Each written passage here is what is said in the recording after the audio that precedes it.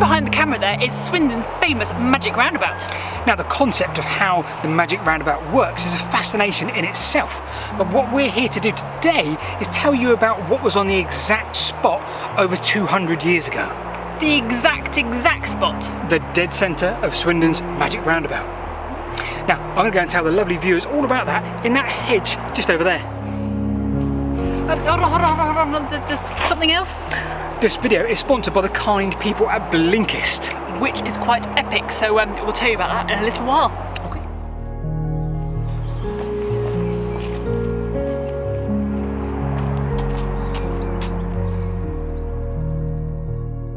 You may wonder why I'm climbing through the undergrowth about half a mile east of Swindon town centre, rather than being stood next to the Magic Roundabout itself. We'll come to that in a moment, but in the first instance, let's hit the roundabout head on. Now, the roundabout itself has 5 feeder roads, so it soon became apparent in the 1970s that this mass junction needed a completely different solution. Now, as we approach the roundabout and we pick our desired exit, it soon becomes apparent that there's more than one route I can take to get to my desired destination. So this is crazy, but it feels fine. It feels kind of safe. It feels like all I've got to do is just obey the normal rules of traffic. I don't have to panic as long as I just check to my right each time I hit a roundabout. It doesn't really matter. And that really is the beauty of this junction, this Magic Roundabout, that I can avoid traffic if I see it. The beauty is there's so many different routes I can take to get from A to B. The roundabout itself comprises of 5 small roundabouts, all centred around one central roundabout. So you in effect could travel clockwise on the outer circle of the mini roundabouts, or anti-clockwise if I go round the centre roundabout. So that's all good, but it doesn't really fit with this channel's remit, quirky transport history. So for that, we need to head back to the undergrowth just down there, which is about 100 yards away from the Magic Roundabout.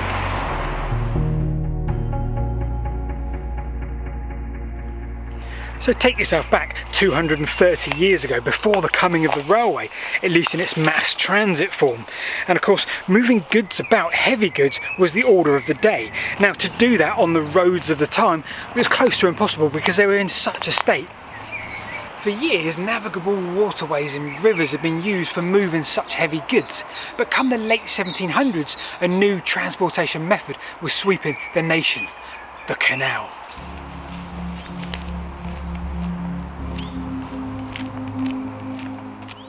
The Wiltshire and Berkshire Canal was up and running in sections by around about 1810, and here is one surviving remnant of that canal, still stood here 211 years on, just a few hundred yards from the Magic Roundabout there. Now, the Wiltshire and Berkshire Canal was set to form part of a network of canals here in the south of England, largely transporting goods such as agricultural goods and of course coal. Now, if you're local to Swindon, you'll note that the old town sits to the south of the Magic Roundabout. Looking at a few old maps, the drove road that went north there was always an important junction. Subsequently, the wharf was placed here.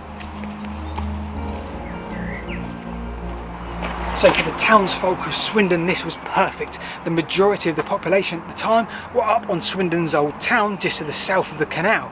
So to move your goods from the canal wharf up to Swindon's old town, it just meant that was the last leg of the journey. And of course they did that by Swindon's drove road.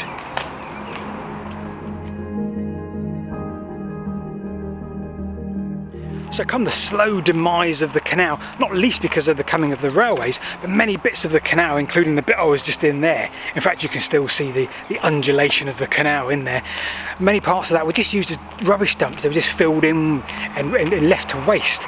And of course, there was still a need though for a junction at the Magic Roundabout, because road usage was now back in play.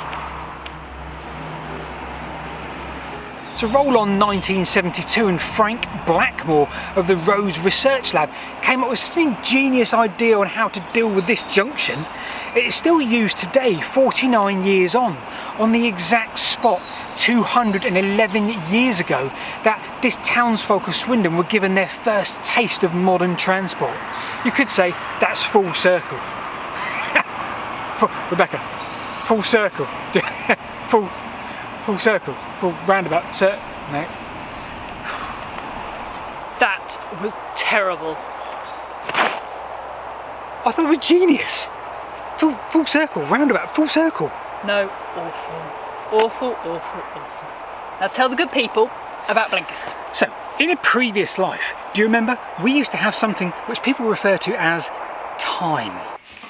But now to spend time researching and editing. To counteract that lack of time, we started to use Blinkist. So Blinkist is a tool which comes in the form of an app. You can use it on your phone or your tablet or even your desktop. And it allows you to pull key takeaways from non-fiction books and puts them into audio or text. Blinks. So if you're like us and a bit short on time, Blinkist gives you a whole library at your fingertips. Now, there's a lot of different ways of listening or reading these short blinks. Personally, I use my phone because it means I can listen to it while I'm on the move, or even if I've got a spare 15 minutes. So this is our library just here. Whoa there! Okay, so this is the bookmark section that you can see. So we can save all our favourite blinks and we can either read them or listen to them later. Now, in the context of our videos, you notice that we've done a lot of canal videos lately and my social history is pretty rubbish. So I've been looking at the biography section, in particular a one on Napoleon. So we've been talking about the Napoleonic Wars and how they affected canal building. Well, now I've been able to pick up this 15-minute blink and learn all about Napoleon, which is fantastic because it means I don't need to do a huge amount of reading on the subject, which I just haven't got time for.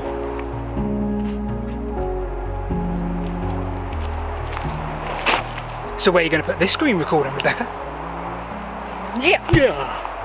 Okay, so this is essentially the bestsellers section. Now it's got loads of titles in I'd have never considered looking at before, but because they're in short blinks, it's perfect for if you're on the move or you've got a spare 15 minutes. This is The Courage to Be Disliked, and essentially it's a self-help book. It talks about how you perceive your future to be exactly the same as what you've already lived in your past, but it helps you tackle that notion and helps you move forward. I wouldn't have read books like that before, but now is the perfect opportunity.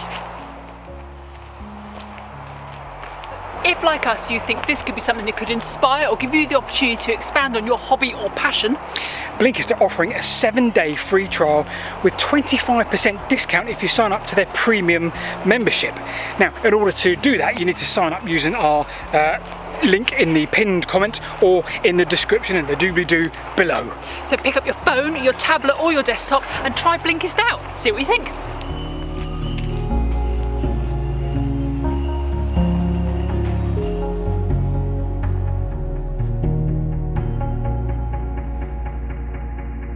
So if, like us, you think that it could be...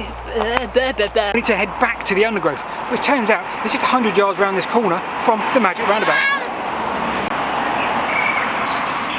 Yeah, I can't see it now because you went up. Yeah.